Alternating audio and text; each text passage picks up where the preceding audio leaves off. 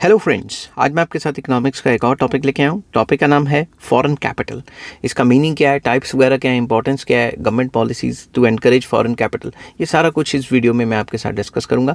तो चलिए शुरू करते हैं। ये टॉपिक इंडियन इकॉनमी या इकोनॉमिक्स या फिर यूपीसी यूजीसी वगैरह के लिए काफ़ी इंपॉर्टेंट है। चलिए विदाउट वेस्टिंग एनी टाइम शुरू करते हैं। Foreign capital refers to the movement of money, investment और financial resources from one country to another. तो फॉरेन कैपिटल का मतलब होता है एक कंट्री से दूसरे कंट्री में पैसे का, इन्वेस्टमेंट का, फाइनेंशियल रिसोर्सेज का एक जगह से एक कंट्री से दूसरी कंट्री मूव होना। It plays a crucial role in the economic development of developing countries like India. ये काफ़ी क्रूशियल इंपॉर्टेंट रोल प्ले करता है कि भाई एक कंट्री से दूसरे कंट्री पैसा का जाना आना, ये काफ़ी इंपॉर्टेंट रोल प्ले करता है। इसलिए तो इवन यूएसए या डेवलप कंट्रीज भी चाहती हैं कि उनके कंट्रीज में बाहर से पैसा आए। The flow of foreign capital helps to bridge the gap between the domestic savings and investment needs, specially in economies where internal resources are limited. वो कंट्री जो अभी डेवलपिंग स्टेज में है या अंडर डेवलप है, वहाँ से जब बाहर से पैसा आता है तो लोग वहाँ पे इतनी सेविंग तो नहीं कर पाते, क्योंकि अभी वो अंडर डेवलप कंट्री है या डेवलपिंग कंट्री है, इनकम लेवल्स लो हैं। तो वो जो इन्वेस्टमेंट का गैप है वो पूरा हो जाता है, वो पैसे की जो कमी है वो पूरी हो जाती है जब बाहर से पैसा आता है। ठीक है, in other words, foreign capital is the investment made by foreign individuals, companies और governments into the economy of another country। तो सिंपल वर्ड्स में हम ये भी कह सकते हैं कि फॉरेन कैपिटल वो इन्वेस्टमेंट है जो बाहर के इंडिविजुअल्स, कंपनीज या गवर्नमेंट्स किसी और कंट्री में इन्वेस्ट करते हैं। इट इंक्लूड्स फाइनेंशियल रिसोर्सेज, इसमें फाइनेंशियल रिसोर्सेज, टेक्नोलॉजी के ऊपर पैसा लगाना या मैनेजरियल स्किल्स के ऊपर या एंटरप्रेन्योरशिप के ऊपर पैसा लगाना, किसी भी टाइप का पैसा लगाना आ जाता है, बट एक कंट्री से दूसरे कंट्री पैसा चला जाता है। अब टाइप्स क्या है फॉरेन कैपिटल के? सबसे पहला foreign direct investment, FDI, very important. FDI refers to long-term investment made by foreign companies in productive activities. For example, India में बाहर से आके मर्सिडीज़ ने अपनी कंपनी खोली, उसे foreign investment, foreign direct investment कहा जाएगा। ठीक है, इसके फीचर्स क्या हैं? डायरेक्ट कंट्रोल ओवर बिजनेस, जो भी वो बिजनेस चलाते हैं उनके ऊपर उनका डायरेक्ट कंट्रोल है, लॉन्ग टर्म इन्वेस्टमेंट है और ट्रांसफर ऑफ टेक्नोलॉजी करते हैं, बाहर की टेक्नोलॉजी यहाँ लेके आते हैं। For example, a foreign company, company मैंने लिखा हुआ है, यहाँ पे नहीं आना था। A foreign company setting up a factory in India, बाहर की कंपनी यहाँ आके अपनी खुद की फैक्ट्री लगाती है जिसको वो खुद कंट्रोल करेगी, तो उसे हम फॉरेन डायरेक्ट इन्वेस्टमेंट कहते हैं। अब आ जाता है फॉरेन पोर्टफोलियो इन्वेस्टमेंट, एफपीआई। तो एफपीआई क्या होता है? It involves investment in financial assets, like बाहर से कोई कंपनी आई, यहाँ के कंपनी के शेयर्स खरीद लिए, बॉन्ड्स खरीद लिए या डिबेंचर्स खरीद लिए। ठीक है, खुद अपना काम नहीं किया, जो एग्जिस्टिंग चल रहे हैं उन्हीं में पैसा लगाया। फीचर्स क्या हैं इसके या करेक्टरिस्टिक्स? शॉर्ट टर्म इन्वेस्टमेंट होती है, इसमें कोई मैनेजमेंट के कंट्रोल करने की जरूरत नहीं होती। हाईली वॉलेटाइल, कि बाहर से पैसा आया, जैसे उनको लगा हमें प्रॉफिट हो रहा है वो बेच के निकल भी जाते हैं। Next, external commercial borrowings, very important. Loans taken by domestic firms from foreign sources, उसको एक्सटर्नल कमर्शियल बोरोइंग्स कहा जाता है। इसमें फीचर्स क्या हैं? Must be rapid with repaid, rapid मेरे मुंह से निकल गया, रीपेड विद इंटरेस्ट। तो जो भी आपने लोन्स लिए हुए हैं वो विद इंटरेस्ट वापस करने पड़ते हैं। Use for infrastructure and development, infrastructure और डेवलपमेंट के लिए ये अपनी कंपनी के इंफ्रास्ट्रक्चर को बढ़ाने के लिए और अपनी कंपनी को फर्दर डेवलप करने के लिए इस टाइप के लोन्स लिए जाते हैं। अब official development assistance, very important, also known as foreign aid, इसको फॉरेन एड भी कहा जाता है, गिवन बाय गवर्नमेंट्स और इंटरनेशनल ऑर्गेनाइजेशंस। तो ये कौन देती हैं? गवर्नमेंट्स भी देती हैं दूसरी कंट्रीज़ को, और इंटरनेशनल ऑर्गेनाइजेशन, एनजीओ वगैरह बनी हुई है इंटरनेशनल लेवल पे, वो भी देती हैं। मेन सोर्सेज है वर्ल्ड बैंक या आईएमएफ, जो कि ये फॉरेन एड वगैरह प्रोवाइड करते हैं डेवलपिंग कंट्रीज़ को भी और अंडर डेवलप कंट्रीज़ को भी। Next, NRI investments, non resident Indian investments. तो investments made by Indians living abroad in the Indian economy, जब बाहर से एनआरआईज इन्वेस्ट करेंगे इंडिया में, वो भी एनआरआई की इन्वेस्टमेंट जो है वो एक मेजर सोर्स माना जाएगा फॉरेन कैपिटल का। इंपॉर्टेंस क्या है फॉरेन कैपिटल की, क्यों किसी भी कंट्री के लिए इंपॉर्टेंट है? First point, economic growth. Foreign capital increases investment and production leading to higher GDP. तो जो भी पैसा बाहर से आएगा उससे इन्वेस्टमेंट भी बढ़ेगी, प्रोडक्शन एक्टिविटीज़ बढ़ेंगी और जीडीपी बढ़ेगी। इंफ्रास्ट्रक्चर डेवलपमेंट होता है जो बाहर से पैसा आता है। इट हेल्प्स टू रीबिल्ड या build roads, railways, airports and power plants, जिसकी वजह से इंफ्रास्ट्रक्चर अच्छा होता है।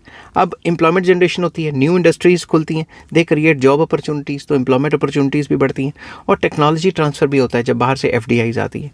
Foreign firms bring advanced technology and skills, जिससे कि जो रिसीविंग कंट्रीज़ है उनको काफ़ी फ़ायदा रहता है। बैलेंस ऑफ पेमेंट को सपोर्ट रहती है कि बाहर से पैसा आ गया।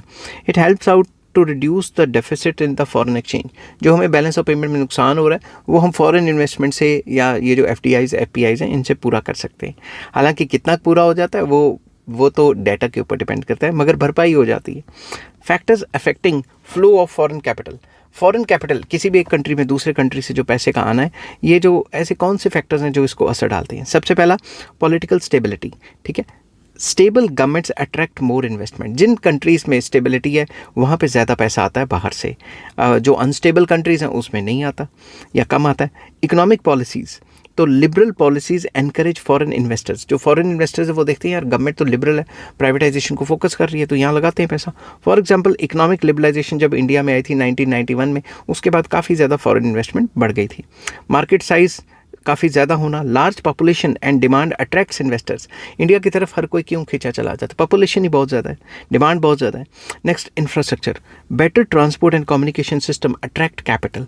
तो अगर इंफ्रास्ट्रक्चर अच्छा होगा तो फॉरेन कैपिटल अट्रैक्ट अपने आप ही हो जाएगी। Interest rates, higher returns attract foreign capitals, foreign investors. तो फॉरेन इन्वेस्टर्स को अगर अच्छा रिटर्न मिल रहा है, अच्छे रेट ऑफ इंटरेस्ट मिल रहे हैं, तो यहाँ पे आएंगे उनके पैसे। अब एडवांटेजेस क्या हैं फॉरेन कैपिटल के?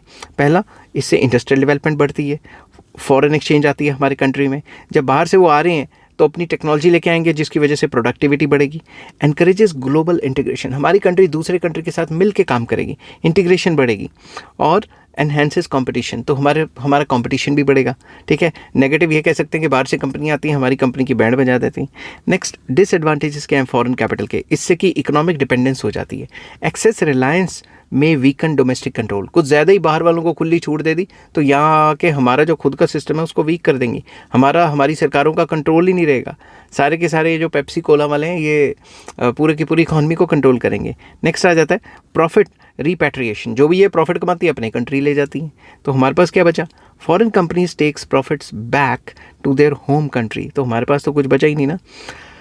Market dominance, large foreign firms may dominate local businesses. Large firms के आने से जो लोकल बिजनेस है उनका बैंड बज जाता है। अब अमेज़ॉन आया है तो लोगों का फुटफॉल कम हो गया है, ठीक है, मार्केट में जाते नहीं है, घर बैठे मंगा लेते हैं, जिसकी वजह से जो लोकल बिजनेसेस हैं वो असरदार रहते हैं। Volatility, portfolio investment can leave quickly during crisis. जब भी क्राइसिस वगैरह आते हैं तो जो भी पोर्टफोलियो इन्वेस्टमेंट्स हैं या जो शेयर्स में इन्वेस्टमेंट्स वगैरह की हुई हैं वो तो 2 मिनट में अपना शेयर बेचते हैं और निकल जाते हैं। कल्चरल इम्पैक्ट, फॉरेन इन्फ्लुएंस में affect local traditions and values. ये तो हर कोई, किसी भी आप बुज़ुर्ग से बात कर लेंगे तो वो यही कहेगा बाहर से जब से कंपनियां आई हैं या जब से ये फॉरेन कल्चर आया है हमारा खुद का कल्चर तबाह हो गया। अब आ जाता है government policies towards foreign capital. सरकार ने क्या क्या किया? सबसे पहले लिबरलाइजेशन लाई 1991 में, reduction in restrictions on foreign investments. 1991 के बाद ये रिस्ट्रिक्शंस जो है कम होते होते कुछ सेक्टर्स में तो ख़त्म ही हो गई हैं। FDI policy reforms, automatic route for many sectors, के काफ़ी सेक्टर्स में जो FDI का हिस्सा है वो बढ़ाते जा रहे हैं। इससे इंक्रीज सेक्टोरल कैप्स जो हैं, कि पहले कहते थे कि भाई सिर्फ 51% जो है परमिटेड होगा, उसके बाद कह दिया 75%, अब तो कई सेक्टर्स में 100% कह दिया कि बाहर से पैसा आ सकता है। मेक इन इंडिया इनिशिएटिव दिए कि make in India encourages foreign companies to invest in manufacturing sector, जैसे एप्पल को कहते हैं कि इंडिया में आगे बनाओ। ईज़ ऑफ डूइंग बिजनेस, मैंने डूइंग बिजनेस लिख दिया, ईज़ ऑफ डूइंग बिजनेस था ये, रुको 2 मिनट मैं ऐसे सेट कर देता हूँ, ईज़ ऑफ डूइंग बिजनेस। तो सरकार ने ऐसी पॉलिसीज़ बनाई हैं जिससे कि जो काम करने का तौर तरीका है वो आसान हो जाएगा। ऑनलाइन लाइसेंसेज अप्लाई कर लो, ऑनलाइन परमिट मिल जाता है। Improving business environment to attract investors, तो डूइंग बिजनेस आसान करना ये भी एक फैक्टर है जिससे हर कोई बाहर से आके उस कंट्री में पैसा लगाना चाहता है। अब इसको कंक्लूड करते हैं। Foreign capital is essential for economic development of developing countries या अंडर डेवलप कंट्रीज़ लिख सकते हो इसमें, कि तो फॉरेन कैपिटल, बाहर का पैसा तो काफ़ी ज़्यादा ज़रूरी है। इट प्रोवाइड्स रिसोर्सेज, तो बाहर से पैसा तो आया ही, टेक्नोलॉजी भी आई, एम्प्लॉयमेंट अपॉर्चुनिटीज़ भी बढ़ी। However it must be carefully regulated to avoid economic dependence and ensure sustainable growth, कि भाई इसको काफ़ी केयरफुली यूज़ करने की ज़रूरत है। हर एक सेक्टर में फॉरेन कैपिटल या फॉरेन इन्वेस्टमेंट को मत खोलो, लिमिटेड सेक्टर्स में खोलो, इंफ्रास्ट्रक्चर वगैरह में खोलो, ताकि हम जो है उनके ऊपर डिपेंडेंस भी ना रहे और सस्टेनेबल तरीके से डेवलपमेंट भी हो सके।